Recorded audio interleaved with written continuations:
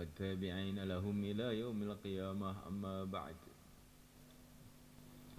فقد قال تعالى في كتابه الكريم إن الذين قالوا ربنا الله ثم استقاموا فلا خوف عليهم ولا هم يحزنون.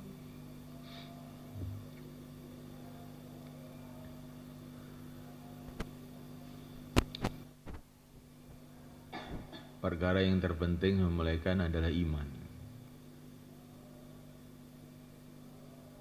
Dengan iman ini kita di dunia senantiasa beruntung.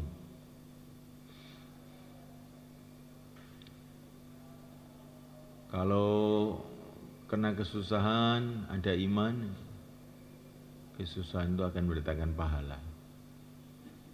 Kalau kena kesenangan ada iman juga mendatangkan pahala. Orang itu kalau ada iman beruntung terus.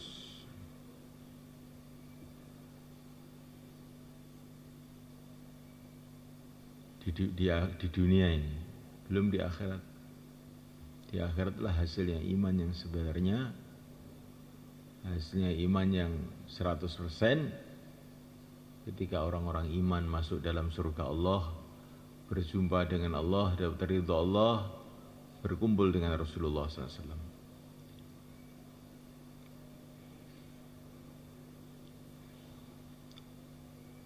Ada 3 kerja semulaikan yang harus kita usahakan mengenai iman ini. Yang pertama kali, membuat suasana dakwah iman. Dengan membuat suasana dakwah iman, maka iman akan tumbuh.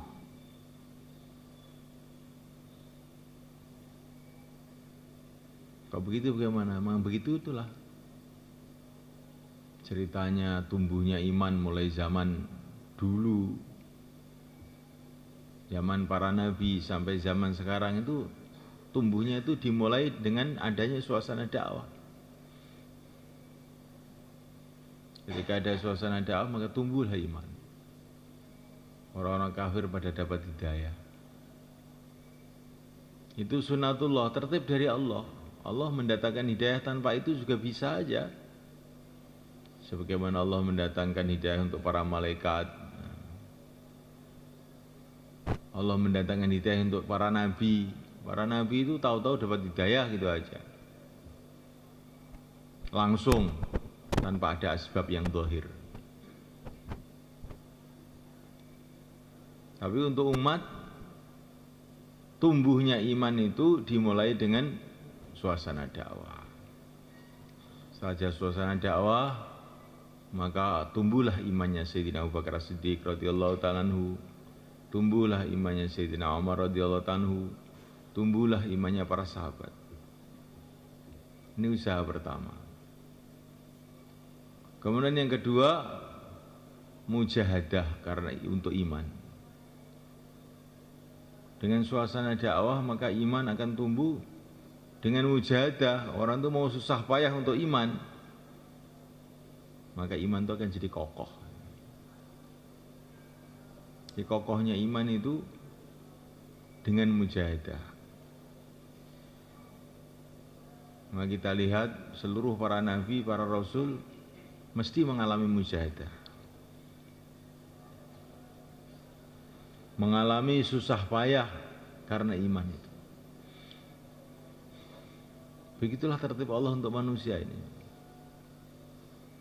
Seluruh para sahabat diceburkan oleh Rasulullah SAW dalam suasana mujahadah di Makkah Al-Mukarramah. Jasad manusia yang zahir ini saja, ini supaya jadi kuat perlu mujahadah. Kalau orang ingin jadi pendekar itu latihan, lari, gebuki, sampai bertahun-tahun baru badannya jadi kuat. Orang ingin kuat, ingin jadi pendekar, tiap hari dipijeti, lama-lama jadi teler, nggak akan ada kekuatan. Begitu juga iman ini, Kalau kita tidak mau mujahadah untuk iman, iman kita ini akan melemah, loyong. Ada iman tapi lemah sekali. Kayak imannya Bani Israel. Masih ada nabi, masih ada rasul. Berjalan bersama Nabi Musa, melihat orang-orang pada menyembah berhala. Maka Bani Israel itu usul kepada Nabi Musa, usulnya kepada Nabi. Kepada nabinya, usulnya bagaimana? Ij'al lana ilahan kama lahum alihah. Hai Nabi Musa, kami ini boleh dibikinkan berhala. Orang-orang punya berhala begitu itu, kok kami tidak punya? Boleh kami ini dikasih berhala. Ini kan imannya lemah sekali ini. Mudah terpengaruh dengan orang-orang kafir.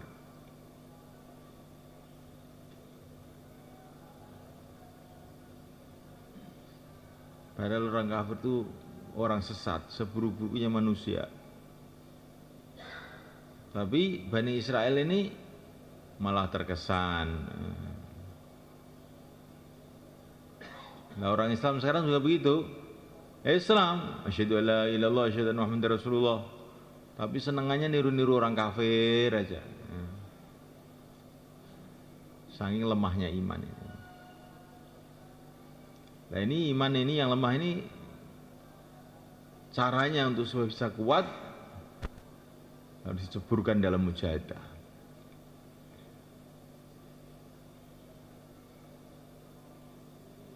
Dalam susah payah, menderita karena iman, naik gunung, turun gunung karena iman, kehujanan karena iman, kepanasan karena iman, dicaci orang karena iman, dibenci orang karena iman. Ya gimana caranya ini? Caranya mujahadah bagaimana? Kalau kita ceburkan diri kita adalah perjuangan. Kalau kita masukkan dalam perjuangan, kita niati hidup untuk berjuang, nah baru ada mujahadah.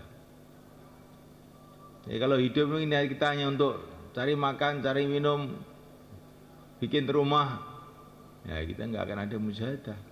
Untuk iman, kita mujahadah untuk pertanian, mujahadah untuk perdagangan, melek juga untuk nyetir mobil, bagian tidur. Orang itu kalau nggak mau mujahadah karena iman, dia akan mujahadah juga, mujahadah untuk selain iman, untuk nafsunya masing-masing.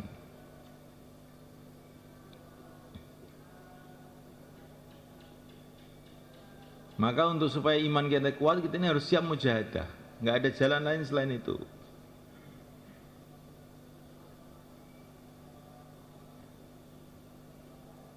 Kemudian kerja yang ketiga, kita ini harus keluar untuk menyebarkan iman. Dengan keluar, maka tersebarlah iman.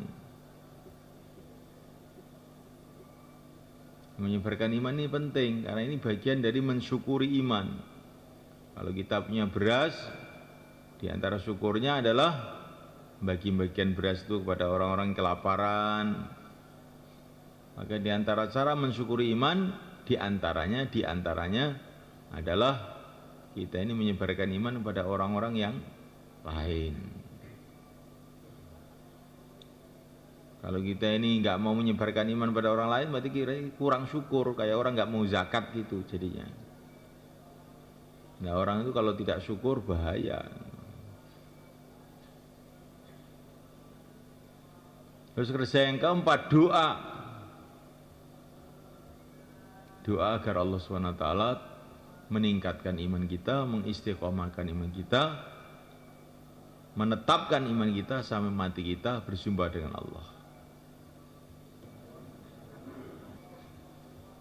Maka dakwah itu sebenarnya sebagai nanam. Ini nanam padi, nanam pohon. Nah kalau tidak ada yang nanam itu harus bagaimana? Nggak ada yang nanam padi ya nggak tumbuh padi. Kalaupun tumbuh tanpa ada yang nanam, itu namanya barang luar biasa. Tapi kalau yang biasa itu mesti ada yang nanam.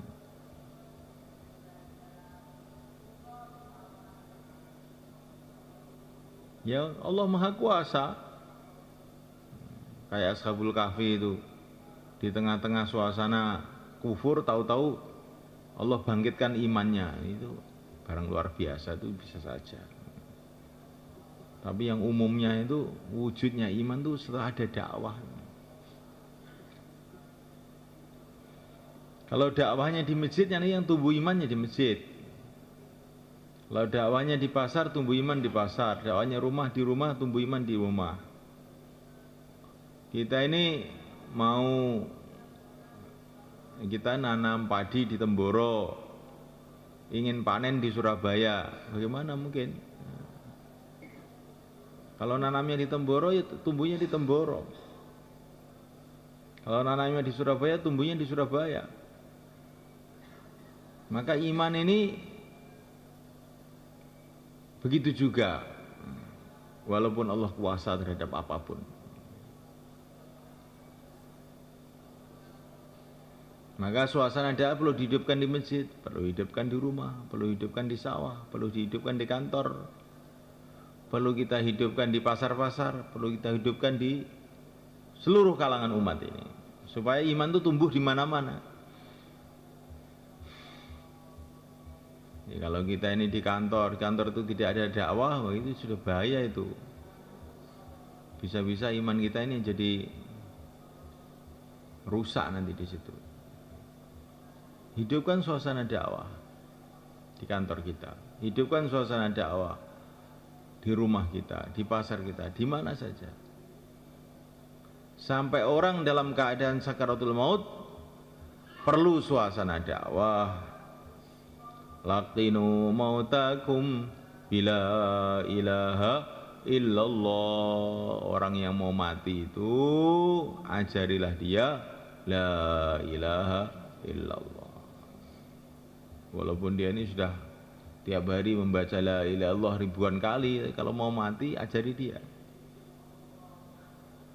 Karena orang itu kalau mau mati itu Masya Allah itu usianya itu banyak, sakitnya itu bukan biasa itu. Mati itu seperti orang itu dibacok pedang seluruh tubuhnya sekaligus. Bagaimana rasanya itu?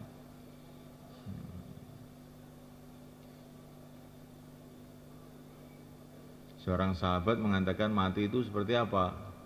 Mati itu seperti sarang, ranting yang penuh dengan duri, dimasukkan ke mulut kamu, masukkan ke perut kamu, masuk ke otot-otot kamu, semuanya terus ditarik bareng. Nah, kayak apa rasanya itu? Maka dalam kondisi seperti itu, orang itu kadang-kadang lupa sampean. Maka perlu dibantu, dibuat suasana la ilaha illallah.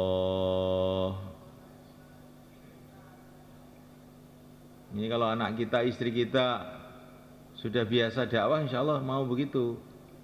Kalau anak kita, istri kita belum biasa dakwah, kita kalau sekarat, istri kita nangis, jerit-jerit, menjerit-jerit, Pak, nanti kalau kamu mati siapa yang ngurus anak-anak kecil ini? Jangan mati Pak, gitu. Nuangis istrinya, anaknya nuangis. Terus kamu bagaimana kira-kira? Bingung akhirnya. Salahnya sendiri, istrinya nggak dikeluarkan masturat.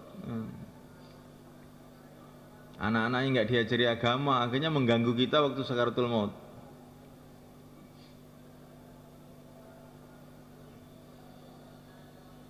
Maka suasana dakwah itu perlu dihidupkan sampai waktu kita sekarat. Di mana saja perlu suasana dakwah orang. Insyaallah kita niat semula kan? Kemudian kita ini harus menyiapkan diri untuk mujahadah, mau susah payah. Pokoknya susah payah untuk iman itu bagian dari cara untuk menguatkan iman kita. Bani Israel itu amal agama semalekan, tapi dipilih yang enak-enak tok. Afa kullama ja'akum rasulun bima la tahwa anfusukum wastakbartum fa fariqan kadzdzabtum wa fariqan taqtulun. Kalau nabinya datang bawa perintah-perintah yang berat, enggak cocok dengan nafsu mereka, ditolak, dimusuhi. Tapi kalau perintahnya itu cocok, wah, ini cocok, diterima dengan bagus.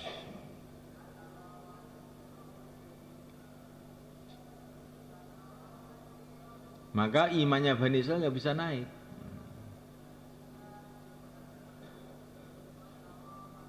Bahkan Bani Israil itu aneh sekali semalekan. Kadang-kadang tuh perintah yang enak itu saja itu dibikin mainan. Bani Israil itu disuruh masuk ke sana, ke Palestina. Diperintahkan masuk Palestina, nanti kamu di sana akan menemukan banyak makanan, rezeki melimpah ruah. Karena waktu itu Bani Israil dalam kelaparan. Maka kalau kamu masuk di sana, nanti kamu mengatakan hittah, ya Allah ampunilah kami. Jadi kalau kamu masuk kampung dengan istighfar, di perintah Allah berada Nabi Musa untuk Bani Israil. Nanti Bani Israil suruh masuk sana, kalau masuk doa minta ampun kepada Allah.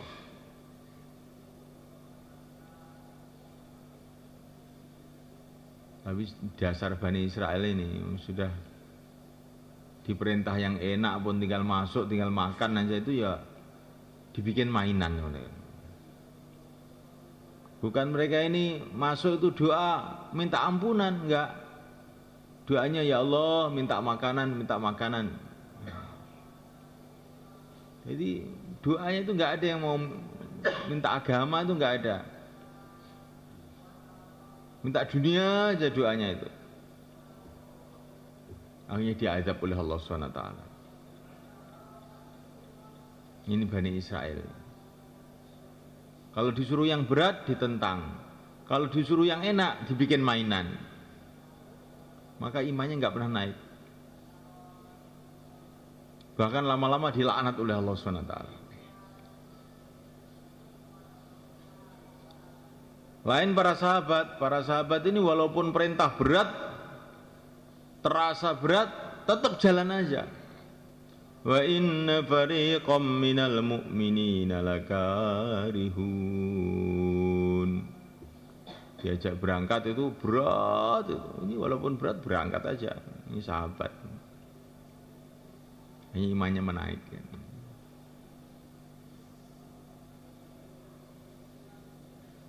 Terus yang ketiga apa? Usaha yang ketiga keluar untuk menyebarkan iman sebagai salah satu bentuk mensyukuri iman. Iman ini kalau disyukuri nanti akan kekal. Kalau disyukuri jadi mancep sampai mati. Ya, kalau iman ini nggak disyukuri, bisa-bisa ditarik nanti, naudzubillah. Syukurnya alhamdulillah dengan lisan, dengan hati senang jadi orang iman. Dengan perbuatan agama dikerjakan, dan di antara bentuknya kita keluar jalan Allah. Insyaallah mulai kan. Terus kemudian yang keempat doa, ya Allah sempurnakanlah iman kami, kuatkanlah iman kami, kokohkanlah iman kami, istiqomahkanlah ya Allah iman kami sampai akhir hayat kami, hidupkanlah kami dalam iman, matikanlah kami dalam iman. Dan jangan pula lupa doa untuk keluarganya, ya Allah keluarga kami ya Allah berikan kepada mereka iman yang lurus, yang kuat, yang kokoh. Tetangga-tetangga kami ya Allah, umat Islam seluruh alam ya Allah. Doa untuk orang lain. Kalau kita doa untuk orang lain, para malaikat akan doa untuk kita. Maka Syekh Ilyas rahimahullah beliau mengatakan, berdoalah kepada Allah dengan mulut yang tidak pernah berbuat dosa. Bagaimana Syekh? Mulut saya ini sudah banyak dosa, gimana? Doalah untuk orang lain, maka malaikat akan doa untuk kamu, dan malaikat itu mulutnya nggak pernah dosa.